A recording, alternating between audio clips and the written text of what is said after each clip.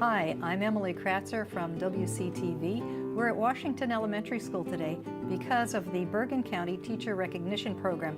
It's something that happens in every district. Teachers who have excelled in their building and support staff are nominated, and Dr. Ray Gonzalez, the district superintendent here at Westwood Regional Junior Senior High School, Westwood Regional School District, has told us that the Bergen County Teacher Recognition Program is sponsored by the Bergen County Association of School Administrators and the Bergen County Education Association. Principals worked with their staff to nominate, evaluate, and select the candidates. And this year's selectees, if you will, from the Junior Senior High School were art teacher Pam Duffus, Westwood Regional Middle School teacher Sue Radoslovich, Berkeley Elementary School teacher Josephine Urban, Brookside Elementary teacher Kerry Tadiello, George Elementary teacher Kimberly Kirkby, Washington Elementary teacher Maggie Kristofick, and the BCEA Educational Support Professional of the Year, Angela Kaufmann of Brookside School. Now let's talk to them. Hi, right now we're talking with Pam Duffus, an art teacher at Westwood High School. And I've given you the name, but go ahead, introduce yourself, the school you work at, and your subjects. Okay, like you just said, I'm Pamela Duffus from Westwood Regional High School. I teach art, and within that I teach drawing, painting, intro to 2D, and AP studio art. Very good. Tell us about some of the unique challenges you have in the classroom. I'd say the biggest challenge in the classroom is the range of students that I have. In one class, I could have somebody who has never drawn to somebody who is drawing incredible, just they're incredibly talented. So finding a balance between just getting each student to learn and progress and find something in their own work where they could be proud of it and move on and learn from it.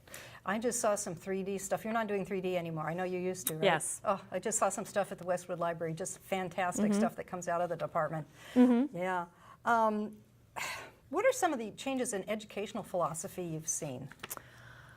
Well, in the arts, we're somewhat lucky because nothing is written into a test for us at this stage. So we kind of fill in the gaps of what is missing. My biggest challenge is that so much is presented to our students now that they want to know what to do next, how do I do this, rather than really learning the process of figuring something out. So for me, I look at that as this is my opportunity to really teach every child that comes through my door. I want to teach them how to think, how to problem solve, how to look at something creatively and come up with an idea that's original and unique, or to take ideas from other people and to take what's good and take what's different and then blend them into something new and unique.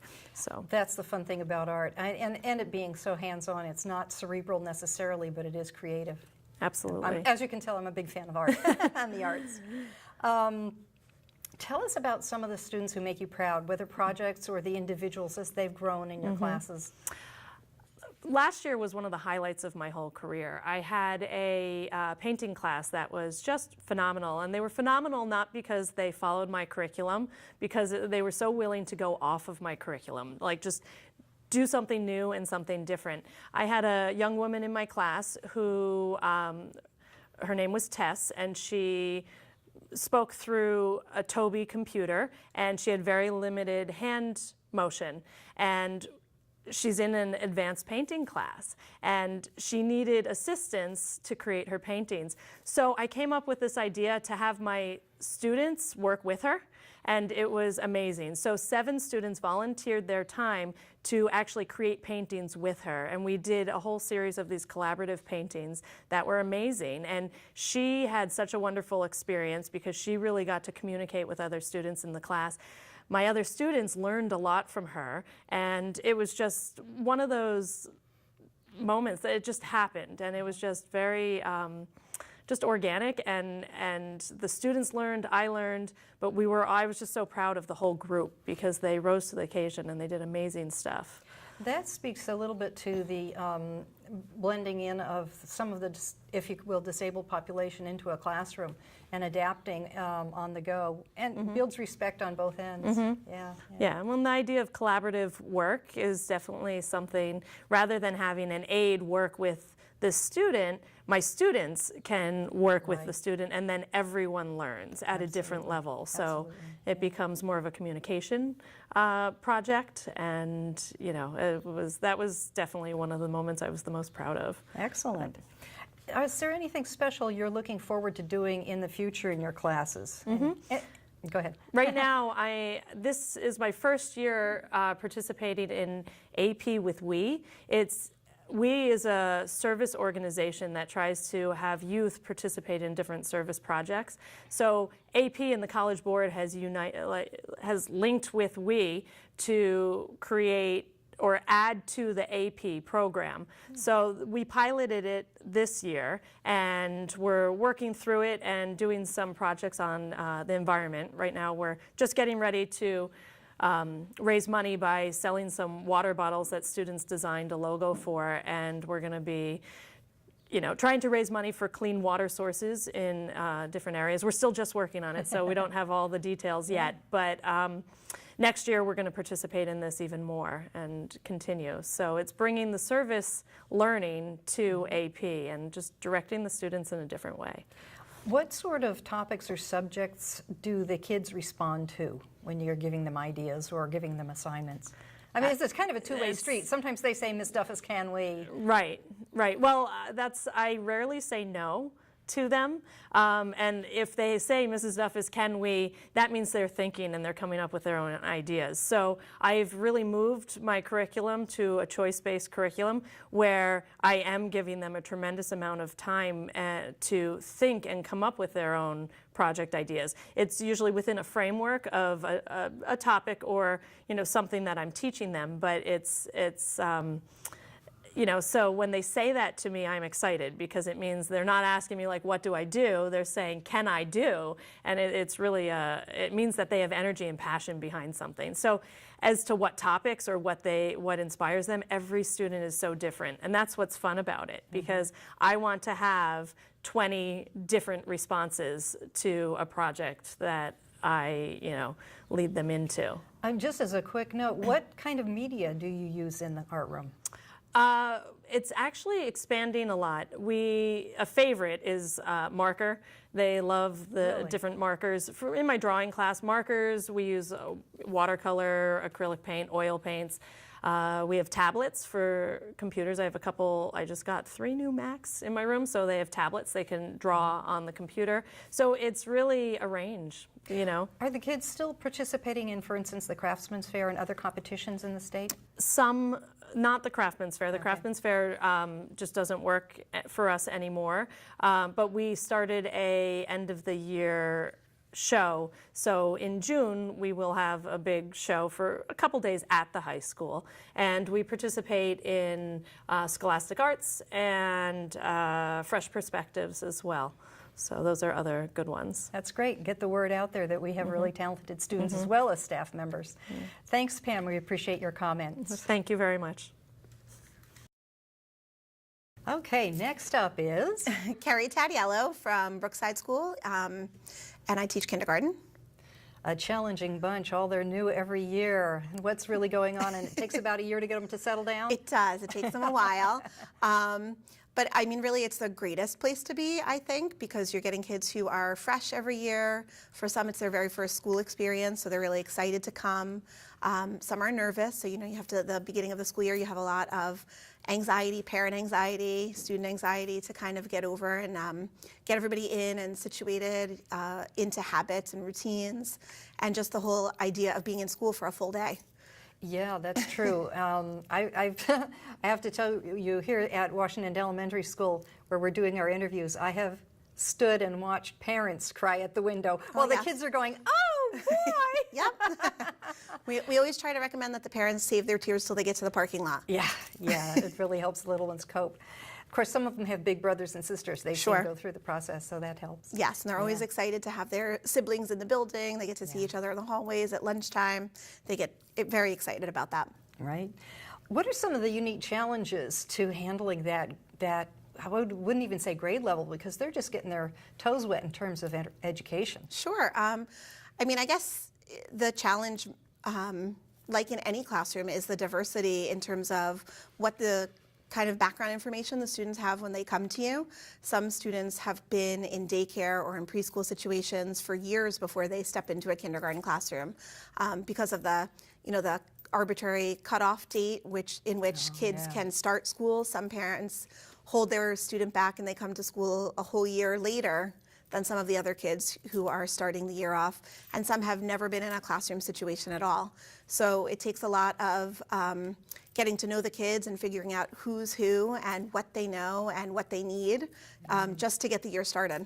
Right, that maturity level thing can be a real challenge. Absolutely. Yeah. Very diverse needs in kindergarten. You betcha. When they come in, how do you make them feel comfortable? Well, I try to reach out to the families before the school year starts, so at least they've seen my face, they've heard from me, whether in a letter or an email. When they get those, first back to school letters that say, welcome to school, you're going to be starting kindergarten, Mrs. Tadiello's class. I always offer up my personal information so that the kids know, what am I doing over the summer? What is my family like? What am I interested in? What as much information as I can give them about me, I try to give out. And then I also encourage them to respond to me as soon as they can, whether a parent helps them write a letter and mail it to my home address, or I get emails from the parents who are sitting with the children writing, which is always kind of fun to see, because you get like a little blurb from the kid who says, I like Legos and Star Wars and, playing in the dirt. And the mom says, and I'm really the most nervous about kindergarten. He's going to be fine. So, try to get to them right away and communicate with the parents as much as possible. I have a quick question based on what we're hearing in the media today. Are these kids coming in so device-oriented that they have attention problems? It's definitely an issue, I think, in the classroom. The kids are not used to sitting for prolonged periods of time at home, and like you said, on devices, everything is instant gratification and very quick. But that being said, in the kindergarten classroom, I think that's, we take into account that everybody's learning differently. The kids are young, maturity is a factor, and so they're never really asked to sit and just sit. We try to incorporate movement and play and song and dance into a lot of the things that we're doing throughout the day. So it doesn't look like an old-fashioned classroom where they're just sitting and thinking and reading. Which is good, because if I was in kindergarten, I'd be one of your fidgety kids. I mean, I just me can't too. sit. So that's good that the kids are accommodated. Plus, there is the fact that you're orienting them to what a school day is. Yes. Yeah, indeed. Who are some of the students? Now, how long have you taught kindergarten? I've been in kindergarten about 8 years now. Okay, so what are some of the students that have made you proud? Well, kindergarten, one of the best things about kindergarten is that they make you proud every day. They change so much from September to June. I always say the parents are handing me toddlers, but they're getting back big kids, because they just change so drastically. And especially like this time of year, April, May is like the ginormous window of change, because all of a sudden kids who couldn't read, everything finally clicks and they can do great things. Kids who were afraid or nervous to try new things are all of a sudden brave enough because they have the foundational skills down, and they trust themselves a little bit more and they know that they can do it. So just to see that growth every day, and especially from the beginning of the year to the end of the year, is kind of an amazing thing that I get to have a hand in. Yeah, like you were saying, that the growth physically and emotionally and hopefully mentally in that year is phenomenal. These kids go at amazing speeds. For sure. Yes, and especially on the playground. Absolutely. Yeah. What are any special projects that you hope to incorporate in the classroom in the future? Well, I personally kind of think that, we ask our kids to do a lot academically every day, and that starts right away in kindergarten. At 5 years old, they're reading and writing, and they're capable of a lot. So I think pushing the kids to do that is fantastic. But I also think that being in school and having the luxury to start working with kids at such a young age is a great time to kind of instill some bigger values in the kids as well. I try to work with the kids a lot in terms of working with our greater community, whether that's, talking about things like recycling or partnering. We've partnered over the years with the Westwood Food Pantry to do we've organized as a kindergarten class some food drives throughout the year so that we could kind of support our own local community and families in need. And I'd love to continue doing more of that with the kids, just helping them to see that there is a world outside of our classroom and that we are connected to it and can, as little as they are, they can be a big part of supporting others. And that gives them such a sense of value, self-worth. Yeah. And they get so excited about it, and they just love the idea that they're helping somebody else. So I feel like if you can kind of capture that innate generosity and curiosity and get them, into that mindset early, then that's something that hopefully will kind of stick with them and last a long time. Exactly, because even here I saw in the lobby the school clothing drop-off. So Yes. yeah, it does stay with the grades and with the school experience. When the kids are in the classroom, is there any particular thing that they respond to? Like, do some like a book better, or some like doing manipulatives, or some like painting, whatever? What have you seen? I mean, there's quite a range. So there are kids who love to work with, writing in sand or in shaving cream or with Play-Doh. I'm coming back. Yeah. But there are also kids who hate that, who don't want Ed to touch anything. And so we try throughout the day, or at least I try throughout the day, to offer lots of different options for how they're acquiring new skills, but also how they're showing us what they're learning throughout the day. Excellent. It sounds like a great formula for success, and I'm glad you were recognized. Oh, Thank you for your time. Thank you very much. And now we have a representative from George Elementary. Go ahead and introduce yourself. Talk about your subject. My name is Kim Kirkby. I teach first grade, and so I teach all the subject areas. I have new children coming in every year, and they stay with me for reading, writing, math, science, and social studies. Wow, that's a lot. That's a lot to go over and to progress through the school year on all those different subjects. Yeah, it is. Yeah. What are some of the challenges of doing that?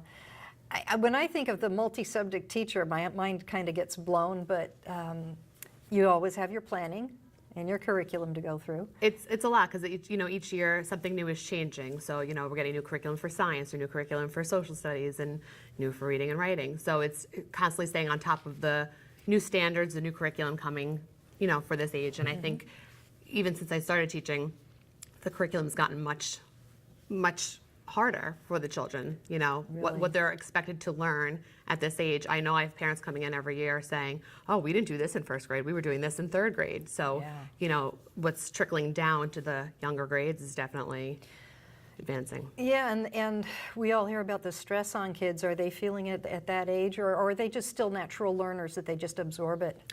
I try to take that aspect away from the children, knowing that they come in, it's their second year in, formal school. Right. A lot of them, it's their second year in the school. So they're over that, initial starting of the formal education. But I think coming into first grade, it's a big jump for them. They're really learning a lot in that time. And I think that, a lot of these students are expected to do so well, but I try to take that pressure off. I try to make it about having fun, coming in and making learning fun for them so that they can enjoy school and have a good basis for their education. Yeah. Do you get to do the integrated curriculum type of thing where one subject kind of flows into the other? Oh, all the time. So we're constantly, if I'm teaching language arts, if I'm in language arts, we might be learning about something in science, and I try to correlate the topics together. Even like right now we're learning about plants, but we were reading a book in our reading groups about plant growth, so it's just kind of always integrating the subjects. Right, yeah. I always liked that kind of thing when I was going through. Yeah, it makes it nice. Makes it a lot more interesting. Absolutely. Yeah, absolutely. Tell us about the students who make you proud. They all make me proud every day. That's the one thing I love about first grade is their energy, their enthusiasm. You know, they still love you. They love coming to school. So the hugs that I get every morning, you know, they walk out of school at the end of the day and they come back and give me a hug goodbye before they leave. So it's that energy, that enthusiasm. But they learn so much in first grade. It's the year they really learn to read. They come in kindergarten, they learn some words, but first grade, they really go from being, you know, I know a few words to being readers. And every day I'm seeing kids, you know, oh, wait, like I get the words in the paper now, or they get to pick up a book on a subject that they like and they can read it and learn something else. So it's that realization that, oh, they're in charge of their learning and they're in control. And I think that because they're learning so much in all the subject areas, I see such growth in them all every day. So whether it's socially, academically, it's, you know, just seeing their smile and seeing them feel so proud of themselves, that makes me proud and happy. That's good. That's a good way to go. Are there any special projects that you'd like to incorporate in the classroom in the next year or coming down the road? The one thing I've been really working on is technology, and because this big push for, you know, the testing in the older grades, they don't start testing yet formally for first grade, but they need to know the computer skills. So it's trying to get them, you know, a lot of them can use the tablets, but they come to use the computer and they want to touch the screen and make you know, the screen moves, so it's getting them to figure out where the letters are. They're just learning the alphabet, and now the letters are in a whole different order on the, you know, keyboard. Oh, yeah, with good old different QWERTY. commands, and you know, they hit a space, and something doesn't work, and you know, so it's getting all over the troubleshooting. But I'm trying to make, like, you know, fun projects for them now with technology, and the more I'm incorporating it, you see their enthusiasm, because, you know, even today we were playing a game, but they didn't realize, they're like, oh wait, I'm solving a math fact to, you know, shoot the ball again. So it's just seeing their growth in that and what they can do even from that. So I'm trying to incorporate more technology, you know, into my lessons. It's interesting over the years to watch the self-learning thing, the self-guided learning materials. I wouldn't say curricula so much, but the materials that are available, because I know that what we sometimes regard as computer gaming is actually learning process for kids. Right. And I know that back in the old days when dinosaurs roamed the earth, we used to have some self-guided learning things that would build our vocabulary, would build our knowledge of a subject, and you just kind of guided your way through it as the day allowed, which is also neat too. Right, right. Well, I try to incorporate the different areas, so, you know, you also have to reach the different needs of the different learners. So, you know, whereas some might do well with technology, you don't want to always incorporate the technology, and I'm still doing, you know, a lot of other facets. Some things that we all quote unquote know, but you've got people who are oral learners, as in A-U-R-A-L, visual, perceptual, spatial, and that's really a challenge, I think, for any teacher to bring out those strengths in each kid and help them with any weaknesses in any particular Absolutely, area. yeah. And that's why even with certain activities, I try to give them choices so they can find what fits their needs the best. Right, exactly. Excellent. Well, is there anything you'd like to add about the work that you're doing at George? No, I really am loving teaching first grade, and I, you know, will continue to keep, you know, improving my teaching for the students' needs. Well, it looks like people are recognizing that. Well, congratulations. Thank you very much. All righty.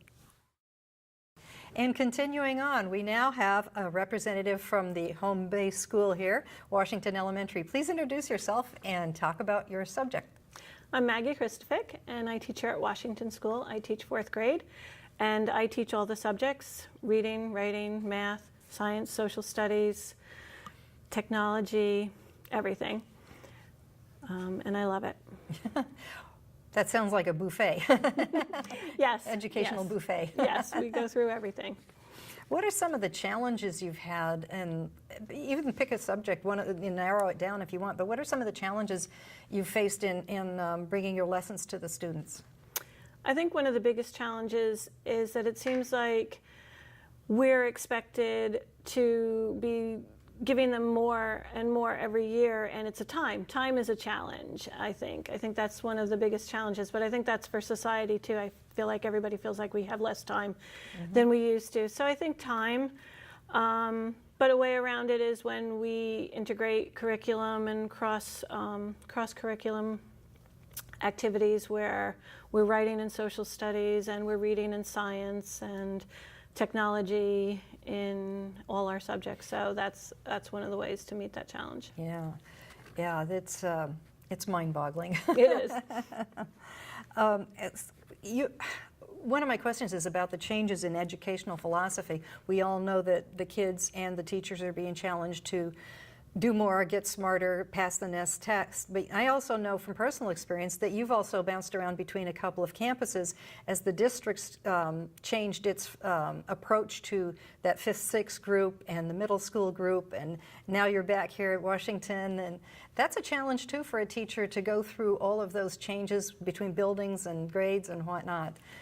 I met all those with a smile and with a passion, because I felt like every challenge kind of invigorates me. Just like September is like a great time of year. It's like a rebirth and changing grades. I started at 3rd grade, went to 5th, and taught 5th grade for quite a while. And then when I came to Washington School, I'm now teaching 4th, and I love it. And I just think knowing what came before, knowing what they need, where they need to be, is really helpful too. And I find that to be a benefit, and also knowing the different campuses and what is expected of the children. Yeah, I can see where that would be a definite benefit, because then you get, like you said, a chance to prepare the kids for what they might be coming up against the next year. Yeah, what they might be expected to learn. Tell me about some of the students who've made you proud, any special projects they've done or achievements they've had. I love all my kids every year, and it's just been wonderful. And every year it's when you see the light bulbs go on. Whether it's during a math lesson where they're looking at you like, decimals? I never heard of such a thing. Yeah. And all of a sudden, oh, money, that's a decimal. And you just see the light bulbs go on in their eyes. Or a child in the beginning of the year that you exposed to 15 different books and didn't like any of them. And by the end of the year, they're like, oh, this is the 4th one in the series, and I really love it. So I think it's those changes that when you see that you've made that difference for them. Mm-hmm. That's really neat. Are there any special projects or approaches you want to bring to the classroom? One of the things that I'm really excited about, and it's something I'm sure everybody's heard a lot about, is the STEM and STEAM, which is science, technology, engineering, art, and math. And in my eyes, it's really not all that new. It's just that we're putting a focus on it. It's hands-on science experiments, but it's investigations. It's not experiments. It's not what happens when you put vinegar in the baking soda. Most of your class knows what happens. This is more, here are materials, here's a problem, you need to solve it, and they come up with their own idea, and they get to use their own creativity and their own imagination and their real-world experiences. And I just love using it, and that's another way where we channel in a lot of different activities, because they have to write about it, they have to explain it, they draw it, and they collaborate, and a lot of talking with that. We've talked through this interview about the different learning levels in each class. Do you sometimes see kids who get it helping kids who haven't quite caught on? Oh, absolutely. And kids that are high flyers in one area get help from kids who are not in another area, and it's just great the way that they work together. And especially something like the hands-on experiences. Students that maybe struggle in a certain area, this is where they're going to shine, and that's what I love about being able to teach all the subjects, because I get to incorporate their strengths into things and help them to see how, if you know your strengths, well, use that in this project, or use that as your study tool, or whatever. Mm-hmm. Yeah. Anything for the future coming down the pike? Anything different other than new curriculum that you've got to learn every year? But that's a challenge, and I like that.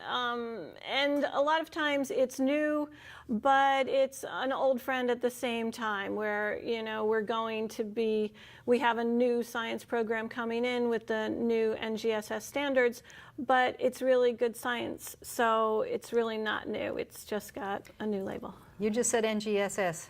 For me and other people, what does that mean? Oh, now you got to think. NGSS, we'll figure it out. NGSS, National. Please edit this. That's all right. We'll figure it out. Science standards. I know the last two letters are science standards. Yeah. National, and I forget what the G is. Yeah. Okay. Well, we'll figure it out. That, or it can be something for other people to go online and figure out. Sorry. No, that's okay. You know, we get going so much with these acronyms. We all kind of know what they mean, but then you have to think about it. Well, I know that you'll do well in the coming year, and congratulations on being recognized this year here at Washington. Thank you very much. Very happy, very honored. Thank you. Yeah, very good. Here we are continuing And we've solved the mystery of the NGSS that Ms. Kristofick was talking about. Next Generation Science Standards. Again, Next Generation Science Standards, NGSS, which is a challenge, but teachers are meeting it every day, like Josephine Urban, who is from Berkeley School, right? Yes. Yes. What is your class that you teach there? I teach academic support classes for grades 3, 4, and 5. What's academic support? Academic support is basically for children who are having some difficulty reaching grade level expectations, and I do small group pullout, and I also push into the classrooms to assist them and work on skills so they can reach grade level performance. Mm-hmm. Yeah, that's a really important and special part of the school program, to make sure that the kids all get an even playing field as much as possible. Exactly. Yeah, that's a challenge. So you're actually helping them with several different subject areas, I'm sure. Right. So I will do reading, and then with reading there's, differences in reading too. Some children come with decoding issues, and some children come with comprehension issues that we have to work on. So taking those groups and then kind of separating out and working on different skills. So that's a challenge that happens each day. Yeah, I can appreciate that, because every now and then when I'm tired, I'll look at things and I won't really quite comprehend it. I have to slow down, go back over it, or I have my dyslexic moment. And when people come with that built in, that's really hard for the kids to, for the young students to overcome. Exactly. So we go over different strategies that they can use and incorporate each day during their lessons. And it's always nice to see when they start applying those strategies on their own. It's just the greatest feeling to see that happen. So, really, in reality, what your students have to do is learn how to learn. Exactly. And that's a double load for them.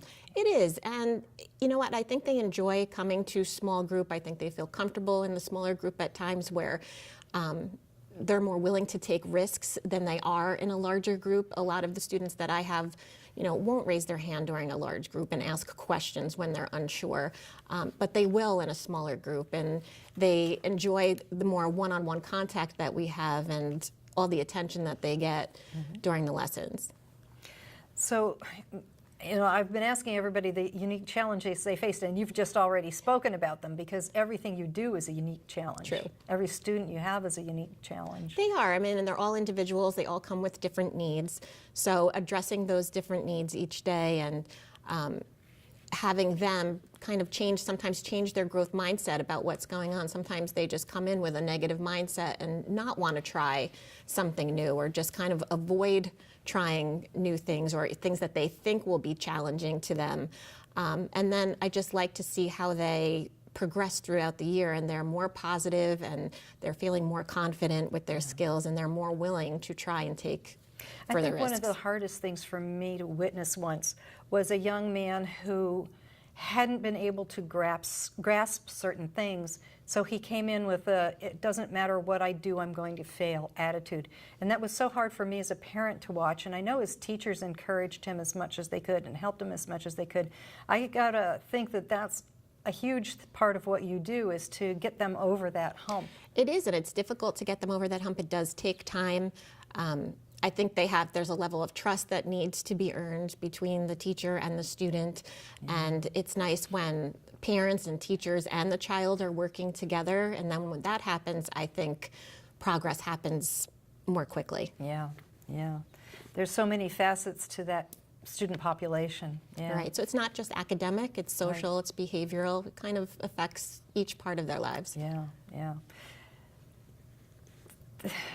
This is a difficult question. I've been asking everybody, and which student makes you proud, but with that unique of a population, wow. You know what? Different kids make me proud every day. Sometimes I'll, see someone who's been struggling with a concept or skill, and finally they're getting it. And a lot of times what I do is, we'll work in partnerships or we'll work in groups. And when they finally get something, I try to have them work with other students so they can show what they learned, and it's rewarding to see that happen. That reinforces to them that they've achieved something. It really does. And then I also do push-in support within their classrooms, so it's nice to see when they take their skills and they apply it during the class sessions, and they're working just as well as the other students around them. Yeah, that's so huge, because I know, as an outsider looking into the school system, obviously having been through it, as we all have, having children go through it, this push for everybody being a scholar or everybody being the best at the tests, in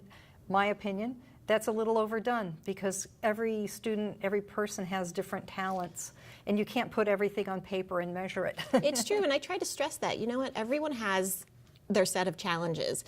I mean, some people might have academic challenges, some people might have sports challenges. They kind of have to see that within the students around them. They're looking at their peers and maybe thinking, well, I'm having a tougher time with these math skills, but the student that they see who may be having an easier time, I'm sure is having difficulty in a different area. I think everyone has their own unique challenges. Right. Are there any special aids or approaches, and aids, I mean like classroom materials, manipulatives, whatever, or philosophies that you're going to be bringing into the classroom or would like to bring into the classroom? Well, within the last couple of years, we've really been incorporating more technology. There's a lot of wonderful programs that have the students assess themselves, and then they work from where their skill level is, and they can master certain concepts that they need to master and move on from there. So it's very individualized. So there are a few programs that we use in that way, and it can also be used at home, which is nice.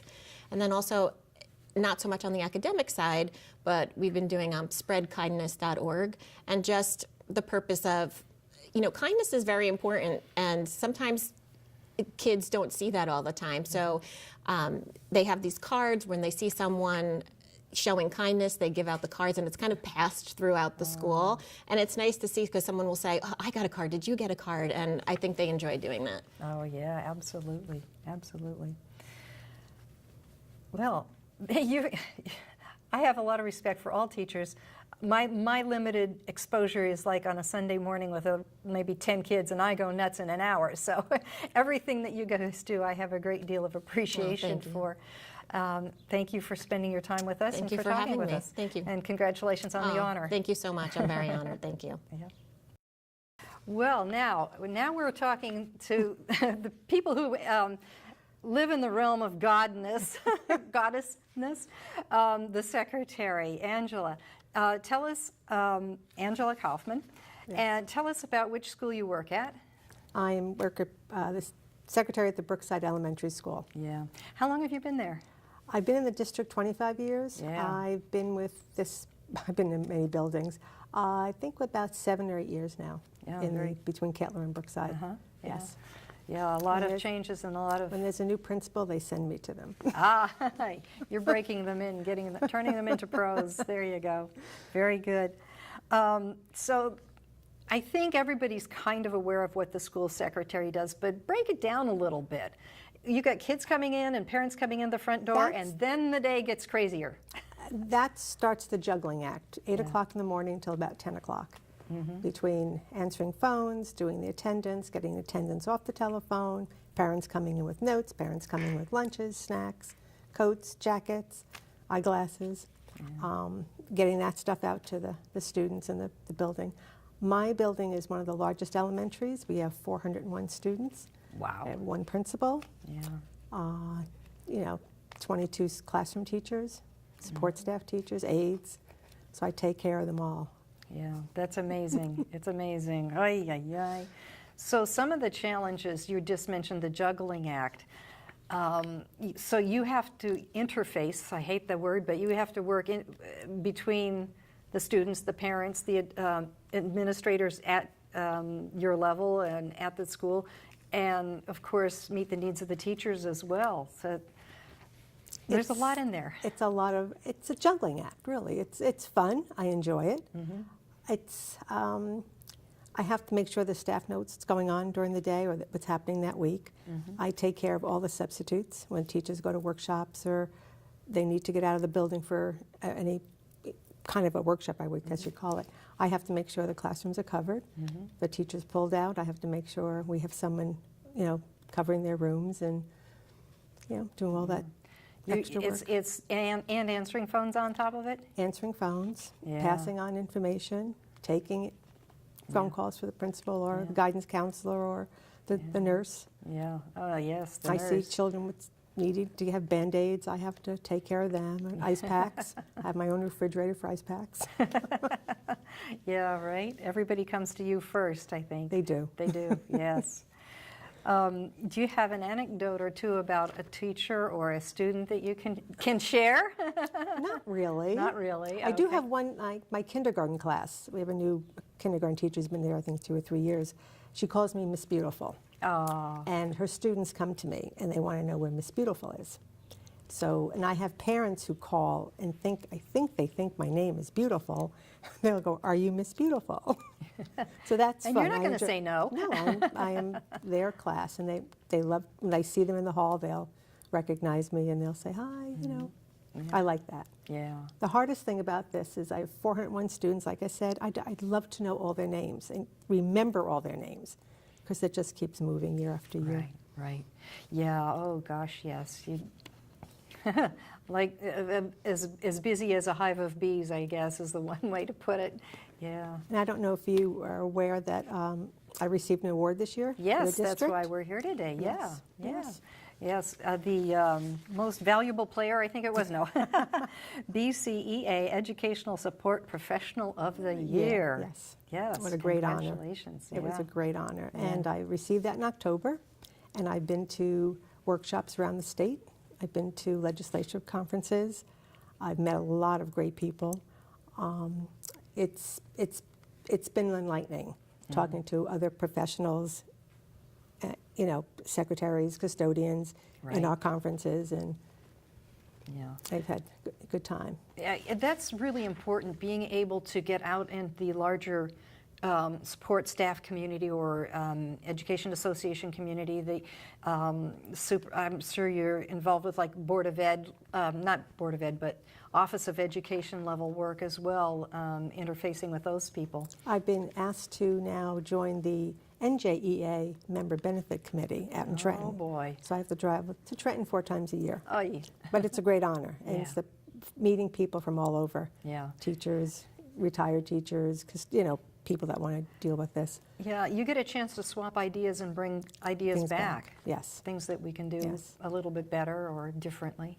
The best time I had this year was going to the Princeton University basketball game, where all the honorees from the state, all the county reps, were there for a basketball game, and we were brought out on halftime, and we had this great honor. We were on TV and everything. That's right. And now was a- you're on TV again. I'm Hey. on TV again. And deservedly so. You know, a lot of times we don't think about the role of the school secretary or what the multifaceted tasks are that you have to do. And thank you. That's all I can say is thank you, because it can be quite a challenge, and it can be very rewarding at the end of the day when you know I you've love helped my people. job. I've done this for 27 years total, but I do. I love it. I love going to work. I love working with the kids. I see different students coming in and out of the office all day, whether they're bad or good, you know, looking for their lunches. I need to call mom. I have to have this, you know, and it's great. It's everything. Every day is a different day. There's Yeah. nothing the same. Yeah, yeah, exactly. What are some of the facets of your job that just the folks on the outside may not be aware of? I would say, like when our teachers go out for workshops, I have to get all the subs. I have to coordinate who's going to watch which class. I have to make sure I got the right sub in the right classroom, making sure everybody shows up, who's not there, and just working with the aides and just finding out what they need and what a teacher needs that day, and trying to work without bothering the principal all the time when we get to talk. Yeah, right, right, exactly, exactly. And I know that, yeah, you have a unique place over there. In terms of the physical location, I know that gets a little bit crazy over there too. Yes. I do a lot of walking. Yeah, yeah. And that's one of the neat things about that neighborhood, that kids can kind of diffuse out without the parents all having to come in the parking lot. What we do, we still have parents that Yeah. drive every day, and it's a challenge. It's a challenge. Right. Were there any other insights that you'd like to add? No? No. Good. They're good, yeah. Secretary's a secretary. We try to cover everybody. We're there to help teachers, parents, children, principal, anybody that walks in. Yeah. Every day is a different day. You know, and with a smile. With a smile. Excellent. Yes, with a smile. Well, congratulations. Thank you. Thank you. And now we're in the Westwood Regional Middle School to talk with our special building person here today. Introduce yourself. Hi. Hi, my name is Susan Radoslovich, and I'm middle school math teacher, grade 7. Excellent. Tell us a little bit about some of the challenges that you face in the classroom, how you meet them, what's going on. I think like through the years, one of the challenges that I find is the fact that there seems to be less and less teachers are becoming more and more documentation oriented, and plans that we have to fill out, we have to do curriculum, it seems to be less and less about time in the classroom and planning lessons. And I find that challenging because I'm really a person who likes to look through a lot of books and scour for things and things that I can bring into the classroom.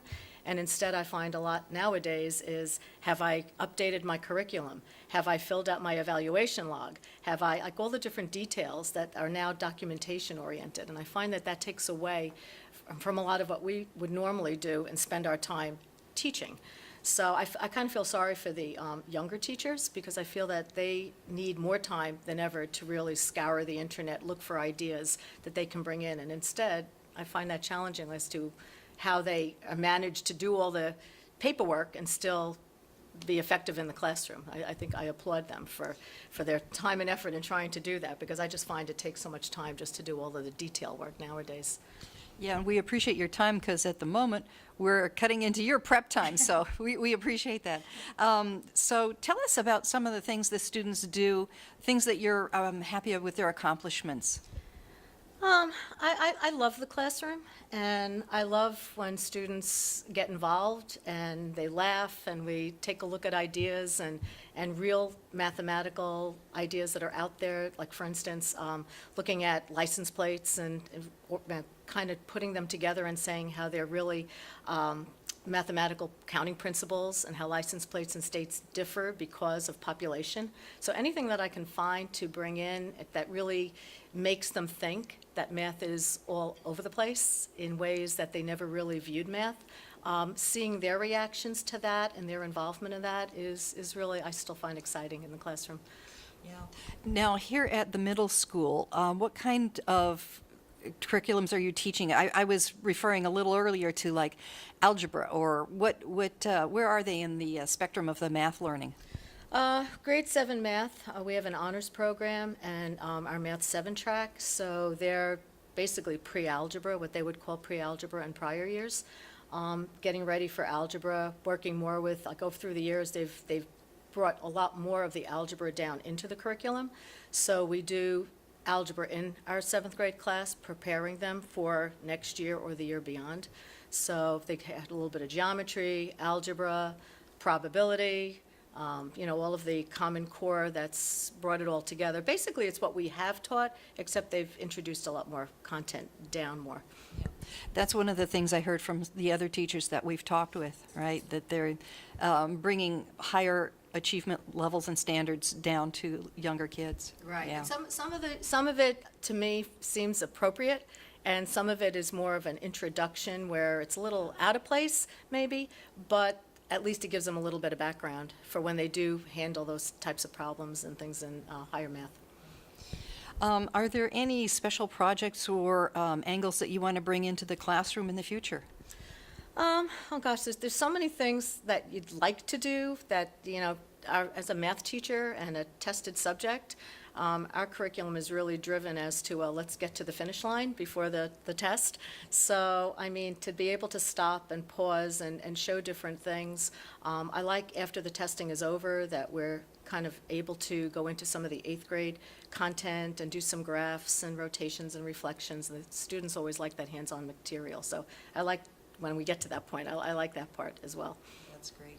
Well, thank you. I appreciate your time. Are there any other comments you'd like to share? We would like to congratulate you, by the way, on your being picked one of the outstanding people in the building. Well, I'd just like to mention that I work with a great staff here, and the middle school is really a great place to be.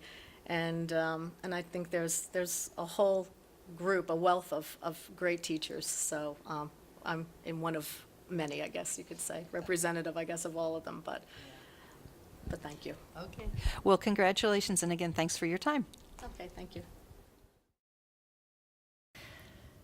Well, we appreciate your joining us. Again, I'm Emily Kratzer, one of the volunteers with WCTV. We thank Ida on camera today and the other people in the district who really put themselves out to come together and talk with us so that you could learn a little bit more about the people being honored here in the Westwood Regional School District as part of the Bergen County Teacher Recognition Program. If you have any ideas for programs, please contact us at wctv.us. That's our website. Give us a call, talk to us on the street. You know who we are. We'd be glad to talk with you, bring you up to the studio for our shows, programs, ways of informing the public about what's going on in our community. Take care.